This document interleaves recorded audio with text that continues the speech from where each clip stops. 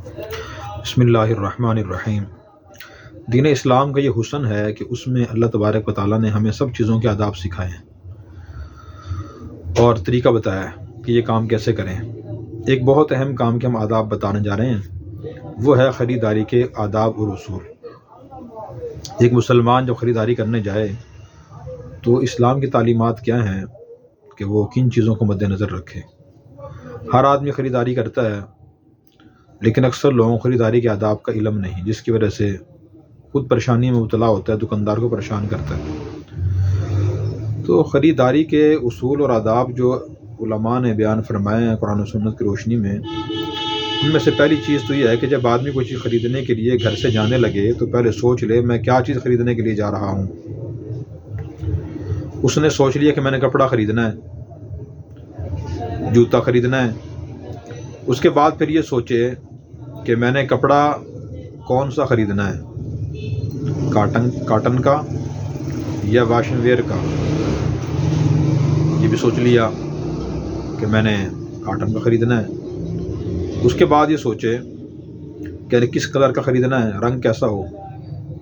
یہ بھی سوچ لیا کہ میرے پاس فلاں کلر تو ہیں، نیلا کلر میرے پاس نہیں ہے، میں نے نیلا یا سفید میں نے وہ لینا ہے۔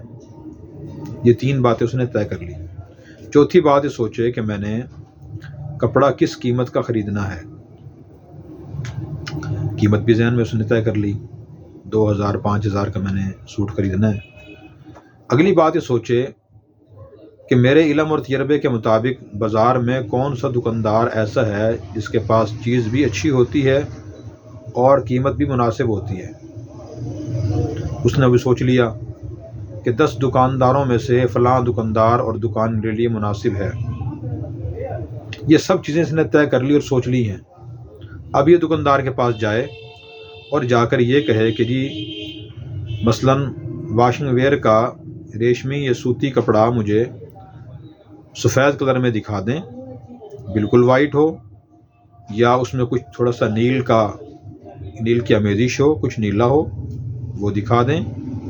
گرمی کا دکھا دیں، سردی کا دکھا دیں، یہ بات بتا دیں اس کو، اور مجھے اتنی قیمت کا دکھا دیں، مثلاً جو 3000 قریب ہو۔ اب 4-5 باتیں جو آدمی سوچ کے آیا ہوا ہے، یہ جب سوچ کر جائے گا نہ دکاندار کا وقت ضائع کرے گا نہ اپنا وقت ضائع کرے گا۔ پھر جب اس کو پیسے دے، قیمت دے، پھر اسے یہ کہہ دے کہ اس میں کوئی شفقت اور کمی ہو سکے تو وہ کر دینا۔ یہ صحیح طریقہ ہے۔ ہمارے یہاں ہوتا یہ ہے کہ آدمی گھر سے چلتا ہے تو وہ سوچتا ہی نہیں کہ میں نے کتنی چیز خریدنی ہے، کتنی قیمت والی، کس رنگ کی، کس کوالٹی کی، کہاں سے خریدنی ہے۔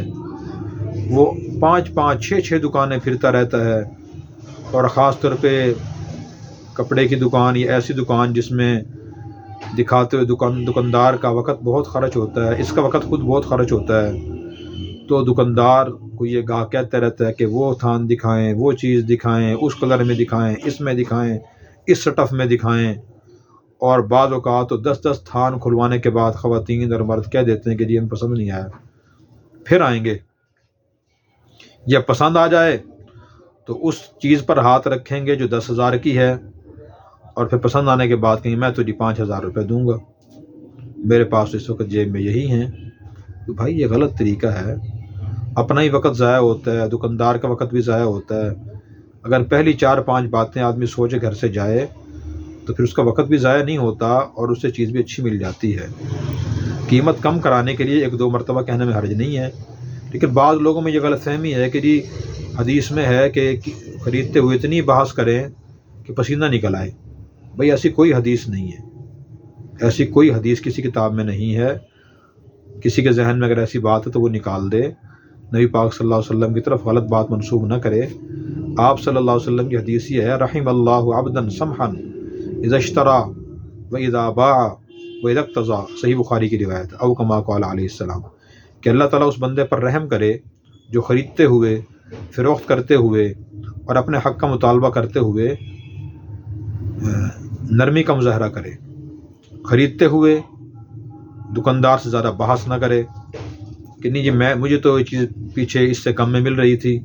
بعض لوگ جھوٹ سے یہ بھی کہہ دیتے ہیں، دکاندار کی ذمہ داری ہے کہ مناسب ریٹ رکھے اور لوگوں سے خیر خواہی ہمدردی ذہن میں رکھ کر مناسب منافع لے۔ بہت زیادہ منافع یہ بھی درست نہیں ہے۔ تو جو آدمی بھی بحث سے بچتے ہوئے رحم دلی کا مظاہرہ کرتے ہوئے معاملہ اس طریقے سے کرے گا، اس کے لیے نبی پاک صلی اللہ علیہ وسلم کی دعا ہے اللہ تعالیٰ اس پہ رحم کرے، جو نرمی اختیار کرے خریدتے ہوئے، فروخت کرتے ہوئے اور اپنے حق کا کس سے مطالبہ اور تقاضا کرتے ہوئے۔ یہ بات بہت اہم ہے، کوشش کریں سب لوگوں تک پہنچائیں، خواتین تک، مردوں تک، تاکہ ہمیں خریداری کے اصول اور آداب کا علم ہو، وقت ضائع نہ ہو، نہ ہم خود پریشان ہوں نہ لوگوں کو پریشان کریں۔ اللہ تعالیٰ ہمیں عمل کرنے کی توفیق عطا فرمائے۔